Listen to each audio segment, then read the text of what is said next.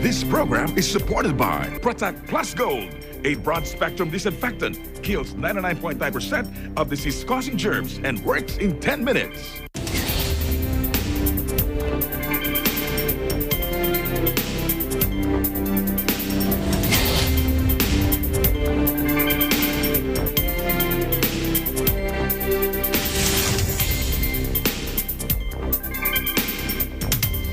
Hello, I'm Alma Angeles, and you're watching Eagle News International. And I'm CJ Hero. Welcome to the program. On tonight's headlines. A huge explosion and fire destroyed a factory producing plastic foam and plastic pellets and caused extensive damage to surrounding communities in Bang Phli district early Monday morning. And our EBC correspondent, Crystal Mapa, will give us the details. President Rodrigo Roa Duterte visits the Western Mindanao Command in Zamboanga City to honor the wounded in action and killed in action soldiers a day after a Philippine Air Force plane crashed in Paticol village in Jolo, Sulu. Philippine scientists warned a volcano south of Manila could erupt again anytime soon as toxic gas emissions hit a record high and thousands more people in vulnerable communities left their homes. And a controlled explosion brought down the unstable remains of the collapsed apartment block in Florida late Sunday ahead of a threatening tropical storm, with a confirmed death toll at 24 and 121 people still missing.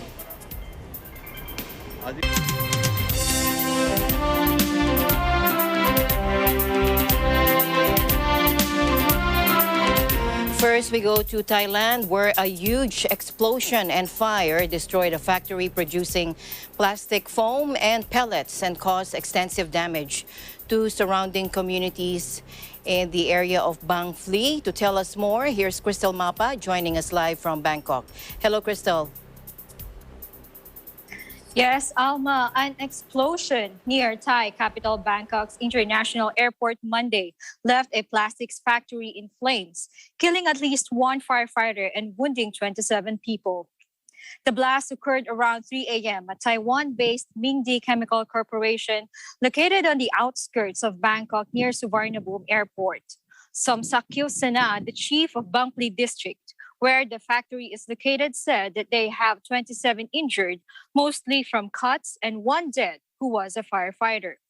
500 residents had so far been evacuated to 2 shelters by noon, and elderly residents in wheelchairs were evacuated to a nearby school about 9 kilometers away.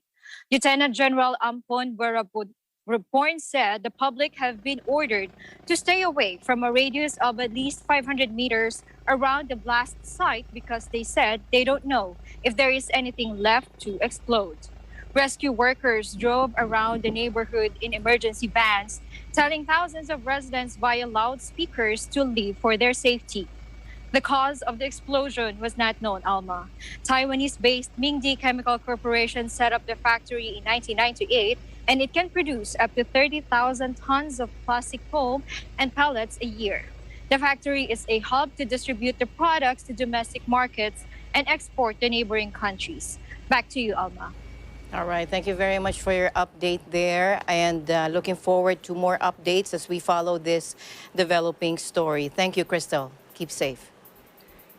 Thanks, Alma. Likewise, reporting live from Bangkok, Thailand, I am Crystal Mapa. We live in interesting times.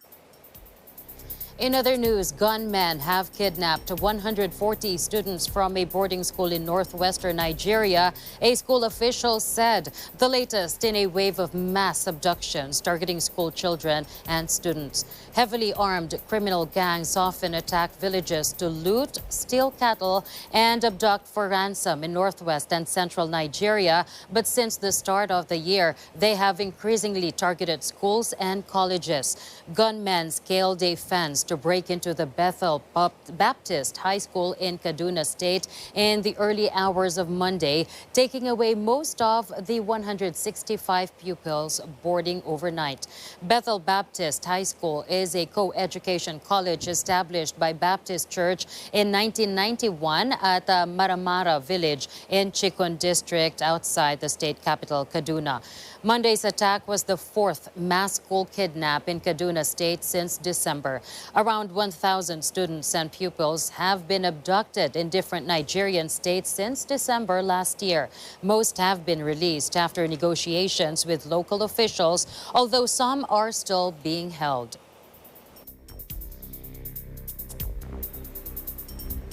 Meanwhile, Philippine security forces search among coconut trees on a remote southern island today for the flight data boxes of the aircraft that crashed and killed 52 people now in one of the country's worst military air disasters.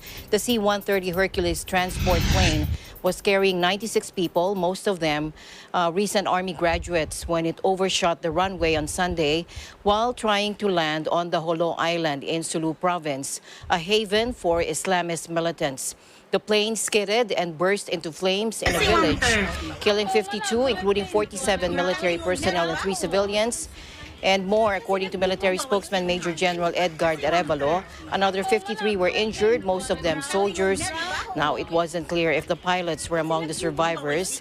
Arevalo said this is one of the worst tragic incidents that happened in the armed forces. The 3 civilians killed were not on the flight and had been working on a quarry, village leader Tanda Hailid told the AFP. Arevalo said the military had secured a crash site and would ensure militants on the island don't disrupt search efforts. Dental records were being used to help identify the charred remains of the victims. Most of the passengers recently graduated from basic military training, and they were being deployed to the restive island as part of a counter-insurgency effort in the Muslim-majority region. The military has a heavy presence in the southern Philippines, where militant groups, including the Kidnap for Ransom outfit Abu Sayyaf, operate. Now, C-130s have been the workhorses of air forces around the world for decades, used to transport troops, supplies, and vehicles. The second-hand Hercules that crashed Sunday was acquired from the U.S. and delivered to the Philippines earlier this year. Last month, a Black Hawk helicopter went down during a nighttime training flight, killing all 6 on board. The accident prompted the grounding of the country's entire Black Hawk fleet. President Duterte's spokesman, Harry Roque, said Monday the incidents would provide impetus for further modernization of the armed forces. Staying here in the Philippines, President Rodrigo Duterte visits the Western Mindanao Command in Zamboanga City to honor the wounded in action and killed in action soldiers a day after a Philippine Air Force plane crashed in Paticol village in Sulu. Take a look. More than anybody else, o kasing pareho tayo, the life of a soldier is always valuable, whether in the fields of fighting or events such as this. They died for our country. And for that, I am very grateful to those who died and those who suffered and are still suffering now.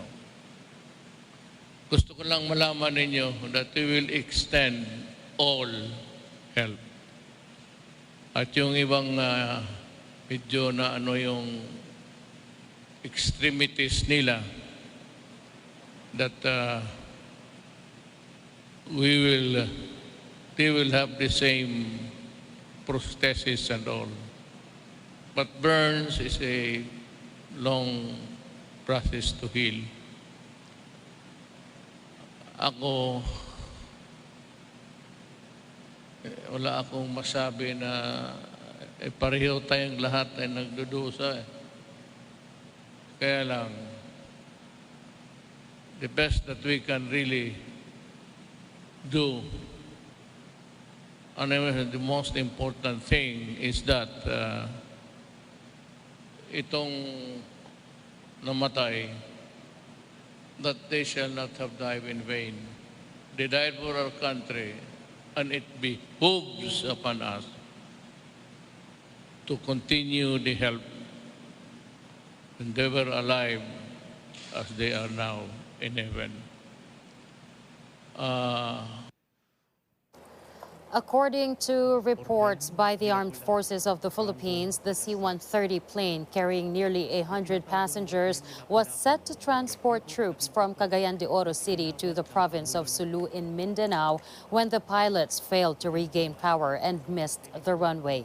The ill-fated event, said to be the worst military air disasters in the country for decades, injured and took the lives of both military personnel and civilians. Upon arrival, the commander-in-chief visited the Camp Navarro General Hospital to award the Order of Lapu-Lapu with the rank of Kampilan to the WIA soldiers. Thereafter, he proceeded to the Naval Forces for Western Mindanao and leads the symbolic conferment of the Order of Lapu-Lapu with the rank of Kalasag to the KIA soldiers. By virtue of Executive Order number 35, signed on July 28, 2017, the Order of Lapu-Lapu, Kampilan, and Kalasag medals are awarded to officials and personnel of the government as well as private individuals who were seriously wounded or suffered great loss of property, and to those who lost their lives in the pursuit of the president's campaign or advocacy. Meanwhile, Philippine scientists warned a volcano south of Manila could erupt again anytime soon, as toxic gas emissions hit a record high and thousands more people in vulnerable communities left their homes. Taal volcano, which sits in a picturesque lake, has been discharging sulfur dioxide for the past week, creating a haze over Manila and several surrounding provinces and prompting health warnings. Nearly 4,500 people have left their homes since authorities called for evacuation of high-risk areas on the lake shores, according to the Provincial Disaster Agency. Some settlements have been locked down, temporarily preventing residents from returning to their properties. An eruption similar to the one to the 1st of July event may occur anytime soon. That, according to the Philippine Institute of Volcanology in a statement. Taal, which lies 50 kilometers south of Manila, burst to life last Thursday, and it sent steam and rock fragments hundreds of meters into the sky.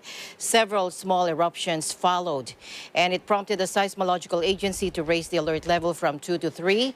The last eruption there in January 2020 shot ash 15 kilometers high and spewed red-hot lava, crushing scores of homes, killing livestock, and sending over 135,000 people into shelters. Taal is one of the most active volcanoes in a nation hit periodically by eruptions and earthquakes due to its location on the Pacific Ring of Fire, a zone of intense seismic activity. In other news, emergency services in Azerbaijan on Monday were gauging the environmental fallout of a mud volcano eruption in the Caspian Sea, the latest occurrence of the natural phenomenon in the oil-rich nation. The eruption occurred Sunday evening near the island of Dashlik in the vicinity of offshore oil and gas fields, with plumes of fire reaching 100 meters above the sea, Azerbaijan's National Seismological Center said in a statement. The Caucasus Nation Emergency Service said helicopters are conducting flights above the Caspian Sea to study the eruption's impact.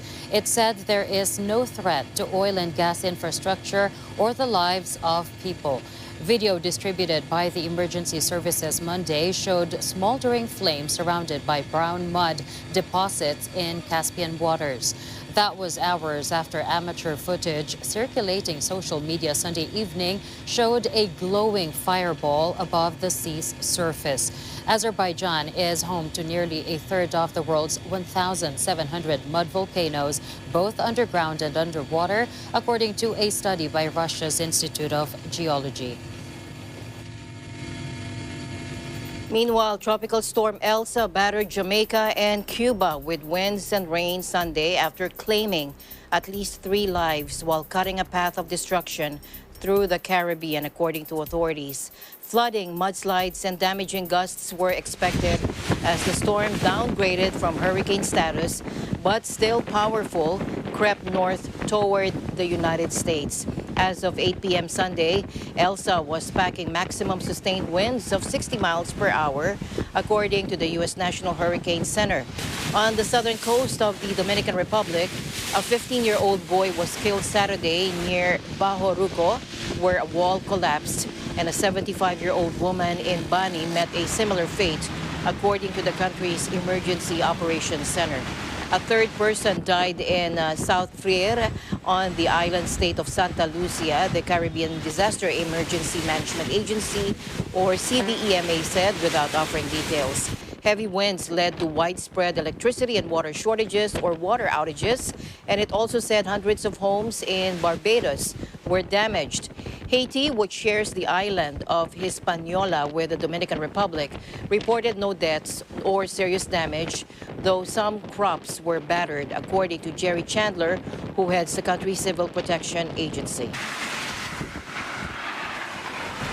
To Surfside, Florida now, where a high-rise condo building collapsed on June 24. Authorities demolished the remaining part of that building in a controlled explosion late Sunday, avoiding the risk that Elsa might bring it down more destructively. County Mayor Levin Cava said bringing the building down in a controlled manner is critical to expanding the search operation. Take a look. Bringing down this building in a controlled manner is critical to expanding our scope of the search and rescue effort and allowing us to explore the area closest to the building, which has currently not been accessible to our first responders, given the great risk from this building, which is insecure. So as soon as the building does come down, when the site has been deemed secure and we are given the all clear, which should happen very shortly after the demolition, our search and rescue teams will immediately resume their operations on the pile and continue their search. We are, of course, continuing to closely monitor the progress of the possible impacts of Tropical Storm Elsa, as hazardous weather conditions could force us to temporarily pause work again. Video footage showed the rest of the 12-story Champlain Tower south in Surfside outside Miami being demolished just after 10:30 p.m. local time. Preparing the site for demolition ahead of the possible arrival of Tropical Storm Elsa early next week had required that the search for victims be halted on Saturday.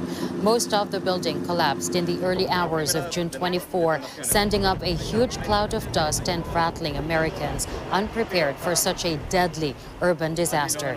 Authorities had said the unstable remaining structure posed a threat to search and rescue teams still at the scene, though hopes of finding anyone alive have diminished. With Tropical Storm Elsa rumbling northward through the Caribbean, authorities accelerated the demolition schedule. President Joe Biden visited the scene last week and met grieving relatives and rescue workers, hailing their resilience and strength. The collapse sparked a massive search and rescue effort involving engineers and specialists from across the United States and as far afield as Mexico and Israel. Rescue efforts continued in Japan as more than 1,000 soldiers, firefighters, and police joined the recovery efforts searching for survivors following Saturday's deadly landslide. Take a look. Now, 3 people have been confirmed dead, although authorities are struggling to pinpoint the whereabouts of dozens of residents as they scour the wreckage of 130 homes and other buildings that were destroyed. Prime Minister Yoshihide Suga said Monday that the focus was still on finding survivors, with hundreds of rescue workers doing their best to rescue as many people as possible and as soon as possible.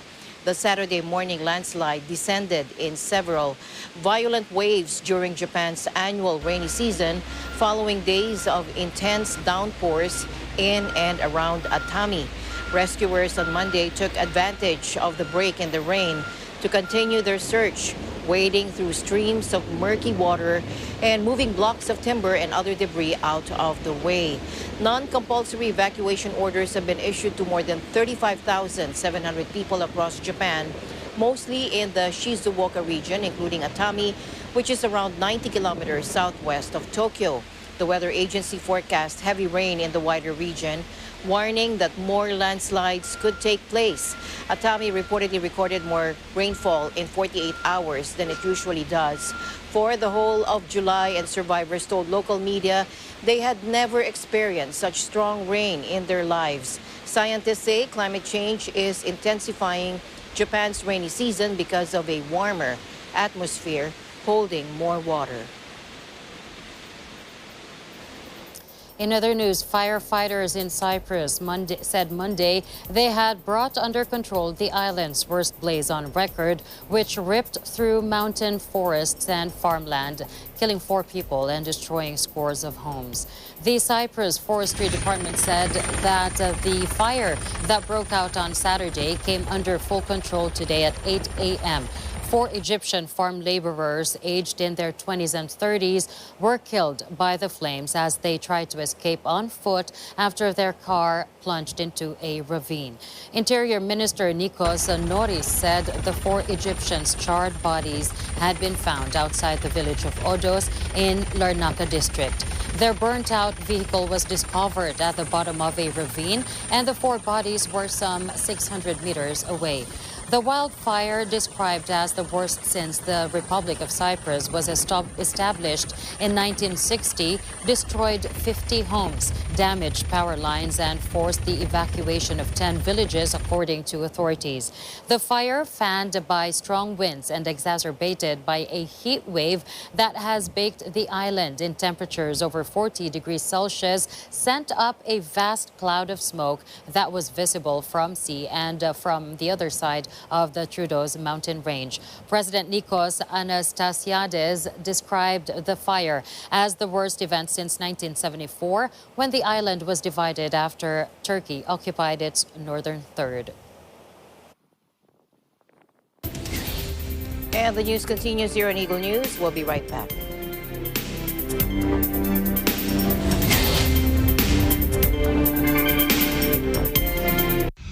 This portion is brought to you by North Luzon Express Terminal.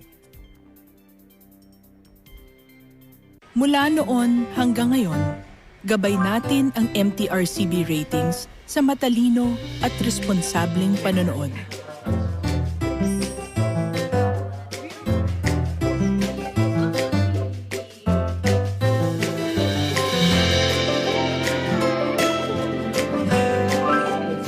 Sa tamang pagsunod sa MTRCB ratings, ginagawa nating ligtas at makabuluhan ang panonood ng bawat miyembro ng pamilyang Pilipino. Lumipas man ang panahon, hanggang may pamilyang Pilipino, andyan ang MTRCB. Protect yourself and loved ones. Use Protect Plus Gold, a broad-spectrum disinfectant that kills 500 strains of bacteria, fungi, and viruses such as coronavirus and other disease-causing microorganisms. Also potent against viruses in pets. It kills 99.9% of disease-causing germs and works in 10 minutes. Dissolve 1 teaspoon in 1 liter of water. Apply on areas for disinfection or use it for misting. Protect Plus Gold.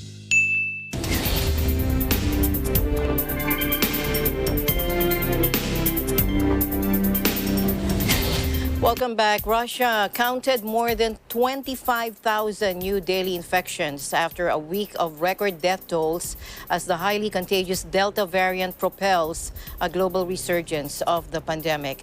The coronavirus has killed nearly 4 million people worldwide, forcing numerous nations to reimpose restrictions well over a year after the outbreak of the pandemic. Moscow has so far rolled out a new lockdown, but Sunday's 25,142 infections were the biggest figure since January 2. Record virus deaths were registered 5 days in a row, rising to 697 on Saturday before dropping to 663 for Sunday. Widespread skepticism and a sluggish rollout has seen only 16% of Russia's 146 million people vaccinated. President Vladimir Putin is urging Russians to get vaccinated and listen to experts rather than rumors. Now, British Prime Minister Boris Johnson unveils a plan to lift coronavirus restrictions from July 19, while urging the population to learn to live with the virus. We have Caroline Kennedy of our EBC UK Bureau with that story. Caroline. Learn to live with the virus, Johnson tells Britons. British Prime Minister Boris Johnson will on Monday unveil a plan to lift coronavirus restrictions from July 19th while urging the population to learn to live with the virus. Johnson had initially aimed for a full reopening on the 21st of June, but was forced to push back the date because of a surge in the highly contagious Delta variant. The variant now accounts for nearly all the new COVID-19 cases in Britain. The Prime Minister will give a press conference and Health Minister Sajid Javid is addressed to schedule Parliament on the issue. After Russia, Britain has the highest coronavirus death toll of any European country at more than 128,000. It is gradually ending a third lockdown period, although some restrictions still remain. Nightclubs have not been allowed to reopen, large-scale events do not run at full capacity, and service is still restricted in pubs. The Prime Minister's office said its latest figures indicate that the number of cases will continue to rise as restrictions are lifted, but also the link to the hospitalizations and deaths has been weakened thanks to the vaccinations. In December, Britain was one of the first countries to roll out an in-conclusion program and around 64% of adult population has now received 2 doses of the COVID vaccination. Today, we will set out how we can restore people's freedoms, Johnson was quoted as saying a statement released ahead of the press conference. But he nevertheless stressed that the pandemic was not over, that people must begin to learn to live with the virus and exercise judgment when going out about their lives. For several days, the government in London has suggested it will appeal people's common sense and might make wearing masks optional in public, although Scottish Government is taking it more cautious line. Some academics who advise that the government have sharply criticised easing the rules on wearing masks. Stephen Reacher, a professor of social psychology at the University of St Andrews in Scotland, considered it frightening to have a health secretary who wants to make all protections a matter of personal choice when the key message to the pandemic is this isn't an I thing, it's a we thing. Your behavior affects my health, Reacher said. Susan Michi, a psychology professor who specializes in behavior changes, was also critical. Allowing community transmission to surge is like building a new variant factories at a fast rate, she said. Over the weekend, British Medical Association urged the government to maintain some restrictions owing to the alarming increase of COVID-19 cases, which are nearly at 30,000 a day. I'm Caroline Kennedy reporting from Northeast England. We live in interesting times. We go now to Indonesia, where people are queuing at an oxygen station in the capital, Jakarta, as cases spike in the Southeast Asian country. Take a look. Kesulitan rumah sakit juga, akhirnya isolasi mandiri di rumah dan membutuhkan oksigen juga, makanya kita sedang mencari oksigen gitu, Pak. Berapa hari mencari? Sini kurang lebih 3 harian sini udah mencari oksigen. Ya. Belum dapat sama sekali, Pak? Belum. Hari ini kita lagi coba lagi untuk antri. Mudah-mudahan hari ini dapat. Now, due to an increase of 3 to 4 times the amount of oxygen needed, the distribution has been hampered, according to Luhut Binsar Panjaitan, the coordinating Maritime Affairs and Investment Minister there. Fears are also growing that Indonesia's creaky health system could collapse, and there are reports of some overflowing hospitals being forced to turn away patients. Hospitals in the hard-hit capital Jakarta, as well as West and Central Java, have been flooded with patients, including those infected with the highly transmissible Delta variant, first identified in India. Indonesia's government, widely accused of responding inadequately to the pandemic, has moved to temporarily beef up restrictions on movement, but it has so far held off imposing strict lockdowns seen in some other virus-racked nations. The country is aiming to inoculate more than 180 million of its 270 million people by early next year, but only about 5% of the population has so far been fully vaccinated. Getting vaccinated in Australia is like the Hunger Games, a top health official said as the country battles scarce supplies during a growing COVID-19 outbreak. A vaccine shortage has led to panicked efforts by people looking to get jabbed, said Brad Hazard, health minister for the country's most populous state, New South Wales. Take a look.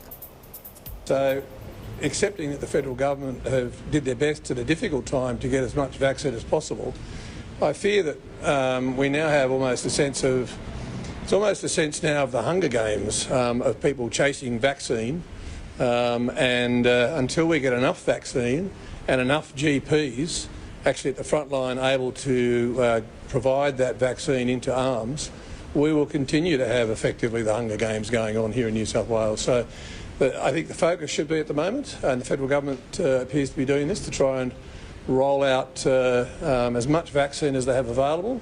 They're doing their best to get more vaccine.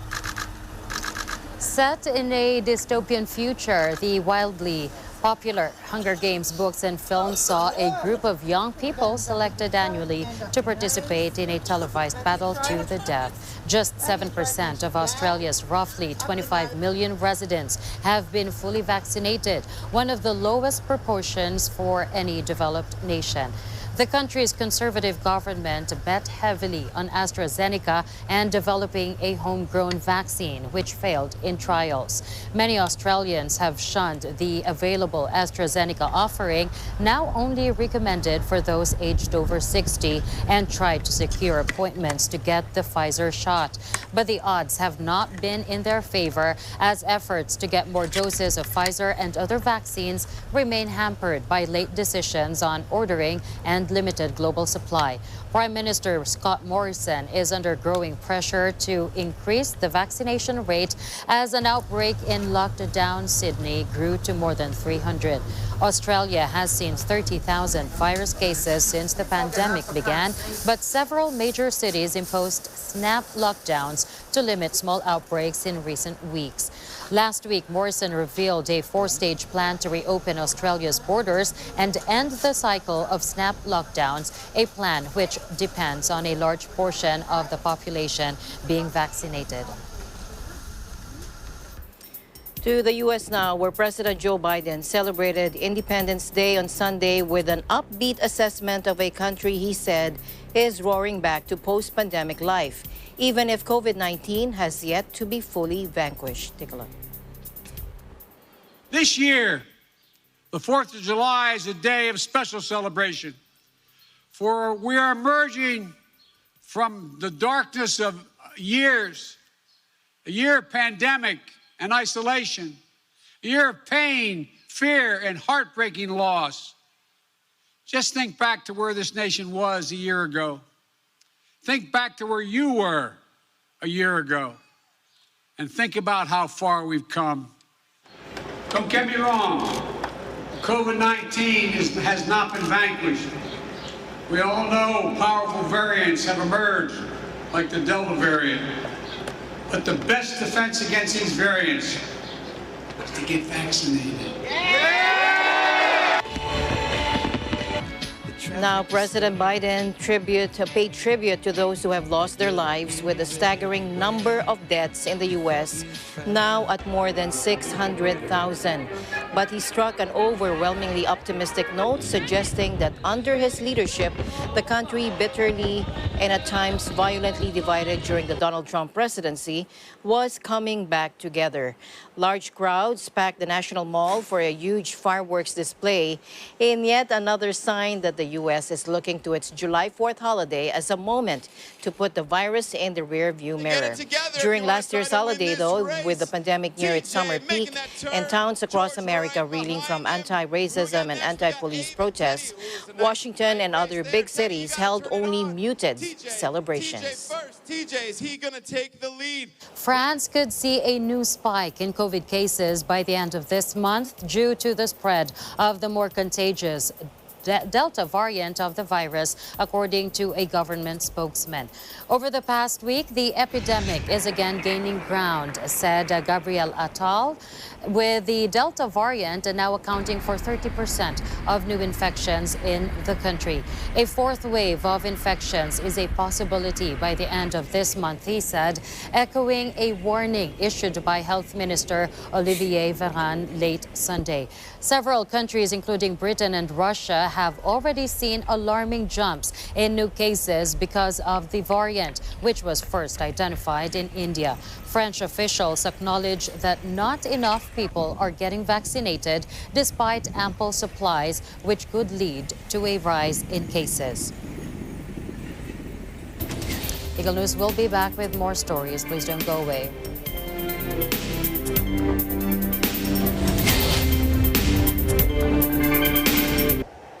Innovation, digital disruption, globalization. Startups, micro, small, and medium enterprises, as well as large corporations, all face interesting challenges in the market today. Peek into the world of exciting opportunities and partnerships to drive growth with the latest business news and information. We are open for business. Your weekly dose of entrepreneurial inspiration to update you on the latest developments in the world of business. Get up close and personal with CEOs and thought leaders to help you discover valuable insights. Sharpen your instincts for smart decision-making with the latest markets and economic trends, disruptive ideas, global innovation, social entrepreneurship, and other leading-edge business ideas. Join the conversations to create a more vibrant environment for entrepreneurship. Catch Open for Business, from vision to action.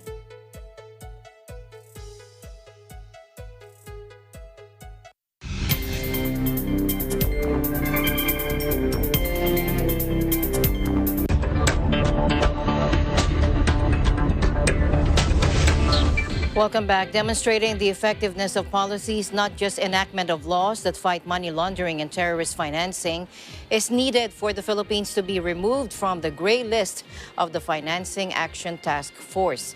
Bangko Sentral ng Pilipinas Governor Benjamin Diokno, in a virtual briefing, said that the country was able to address the technical deficiencies cited under the third mutual evaluation by international money laundering authorities after the passage of the Anti-Terrorism Act of 2020, or the Republic Act 11479 and RA 11521, which further amends the Anti-Money Laundering Act of 2001. Let's listen in. As such, the inclusion of the Philippines in the list of jurisdictions under increased monitoring, or the gray list, did not automatically mean the imposition of countermeasures, including the application of enhanced due diligence measures on the subjects of the Philippines.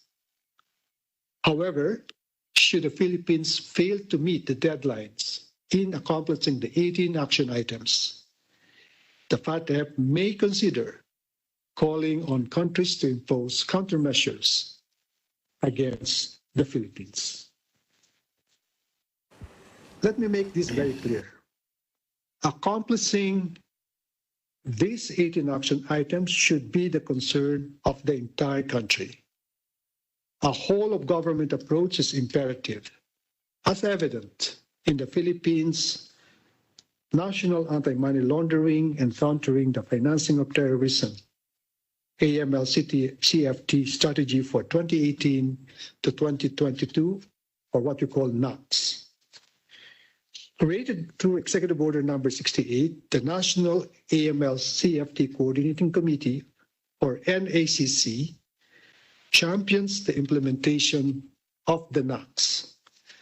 The NACC subcommittees, which are composed of various agencies, government law enforcement agencies, are the primary implementers of the NA or the NACS action plans, which are currently being updated to integrate the 18 action plan items. Let me assure you that the NACC is on top of the situation. Even prior to the FATF statement on the Philippines, the NACC met and all agencies involved have committed to accomplishing the 18 action items within the timelines given.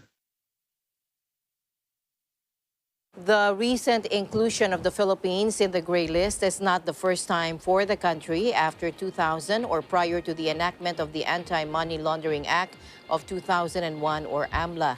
The country was already removed from the list only in 2003 after the Asia-Pacific Group on Money Laundering or APG review group confirmed that the country was effectively implementing AML measures and after the enactment of RA 9194, which amended the AMLA. However, it was again placed on the gray list in 2010 and was even downgraded to dark gray list in 2012 for failure to meet the deadline for address counter-terrorism financing laws. Now, the country was transferred back to the gray list only after the passage of RA 10167 and the Terrorism Financing Prevention and Suppression Act of 2012. In other news, Beijing widened a crackdown on its embattled technology sector by announcing probes into 2 more U.S.-listed Chinese companies a day after banning ride-hailing giant Didi Chuxing from app stores following its huge New York initial public offering, or IPO.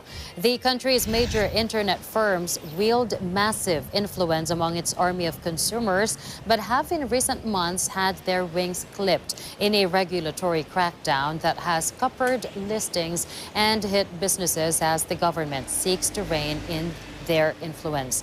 The latest targets are newly listed companies Full Truck Alliance, a merger between truck-hailing platforms Yunmanman and Hushbang, and Kanzun, which owns online recruitment platform Boss Jipin. The overarching message here from regulators is you need to have your house in order domestically before listing abroad, said Kendra Schaefer, head of tech policy research at Beijing-based consultancy Trivium in China. The 3 platforms have been told to stop new user registrations during the investigation to prevent security risks to national data, safeguard national security, and protect public interest, the Cyberspace Administration of China said. Hours earlier, the watchdog ordered the removal of Didi from app stores following a similar probe, which it said found the firm's user data collection and use in serious violation of regulations. It also cited national security for the probe, an unusual move against a domestic tech firm. However, there were few details on the probe or Didi's alleged violations. Didi has pledged to rectify any problems and said that the takedown may have an adverse impact on its revenue in China. The move does not prevent existing users from booking through Didi, but throws a wrench in the company's growth plans after its bumper New York IPO last week raised $4.4 billion, one of the biggest in the U.S. over the past decade.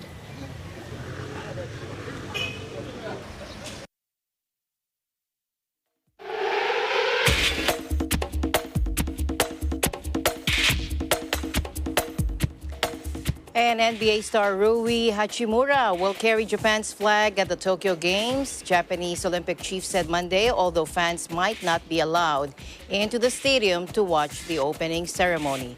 The Washington Wizards forward will carry the flag along with twice world champion wrestler Yui Sasaki at the July 23 opener for the pandemic-postponed games. The 23-year-old Hachimura, whose father is Beninese and mother is Japanese, said carrying his nation's flag was a great honor. But with concern growing again over rising coronavirus cases, organizers have said they may need to rethink attendance limits for Olympic events to reduce infection risks. On Monday, Games chief said they would push back the announcement of results of a ticket lottery for oversubscribed events to Saturday. less than 2 weeks before the opening ceremony. Details of the opening ceremony have been kept under wraps, with local media reporting it will be half an hour longer to allow for COVID-19 countermeasures such as distancing. However, it's still unclear how many seats, if any, will be filled at the National Stadium. Organizers have set a limit of 10,000 domestic fans, or half of each venue's capacity. A new kind of pizzeria opens in Beaubourg district of central Paris, as it comes with a twist. The service from order taking to cutting slices and putting the pizzas in boxes is provided by robots. Take a look. Et donc voilà, difficulté après difficulté sur plus de 8 ans de recherche et développement, on est arrivé à créer cette technologie du premier robot pizzaiolo au monde, entièrement autonome. Donc de la passation de la commande par la borne de commande ou du téléphone portable jusqu'à la récupération, tout se passe en totale autonomie. The two young French engineers were frustrated that service tended to be slower than expected. Customers were given very limited options to change the menu, and opening hours were rarely adapted to the new rhythms of work, all of which adds up to constant dissatisfaction. It was the shared observation that fast food often leaves consumers disappointed that led Sebastian Roverso and Cyril Hammond to ponder the ways in which the food service sector could benefit from much greater automation. They were convinced that technology could solve all these problems and set about inventing a system capable of working faster, safer, and cheaper than any chef could manage. Patsy will lead the fight against junk food and offer customers an enhanced dining experience through higher quality ingredients, optimal service time, ultra-personalized service, and guaranteed entertainment. As the robots are fully autonomous from order to delivery, they won't require any human intervention.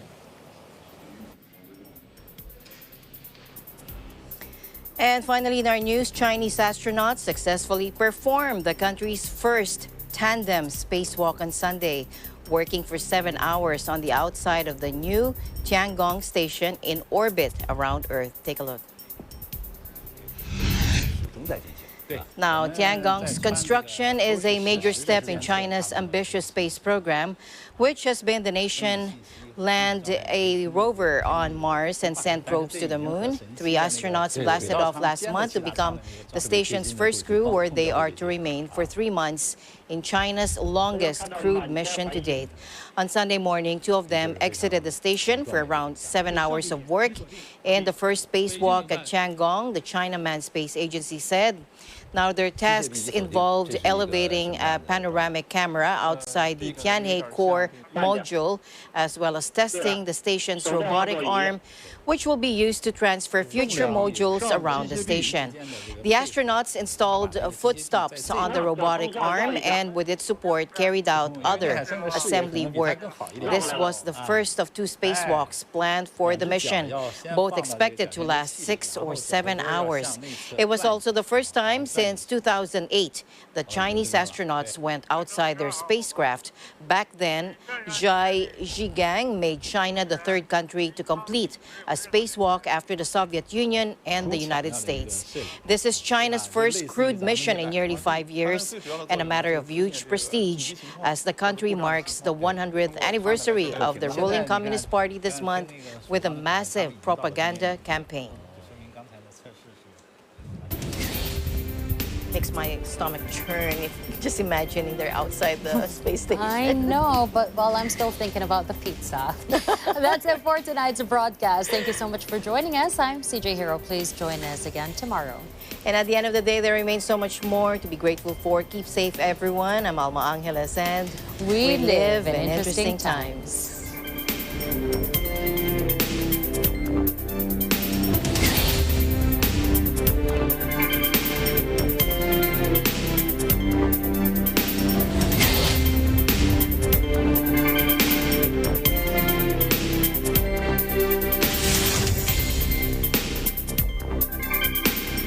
This program is supported by Protect Plus Gold, a broad-spectrum disinfectant, kills 99.9% of disease-causing germs and works in 10 minutes.